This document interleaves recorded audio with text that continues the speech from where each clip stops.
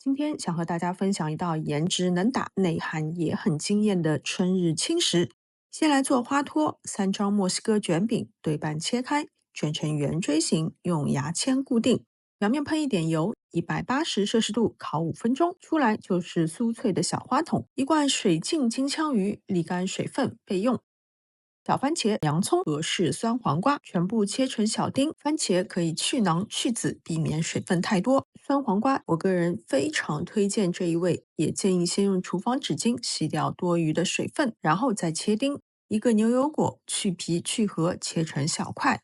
室温软化的奶油奶酪，加入地溶芥末、糖、盐、现磨黑胡椒粉和柠檬汁，搅拌均匀。地溶芥末不是必须，但是加了会更有层次。接着加入番茄丁、酸黄瓜丁、洋葱碎、牛油果和金枪鱼，轻轻的拌匀。这个馅料其实拿去做三明治也非常好吃。现在开始组装，记得先要把牙签取掉，在里面放一片可生食的生菜，填入金枪鱼、牛油果馅，最后放上樱桃萝卜和石螺做装饰，一个好看又好吃的花束卷饼就完成了。如果有条件，真的不建议省略酸黄瓜、牛油果、金枪鱼，再加上奶油奶酪，其实整体是偏浓郁的，但酸黄瓜的酸度和脆感可以把味道一下就拉回来。好了，今天的视频就到这边，欢迎大家在评论区交功课，感谢观看，我们下次再见。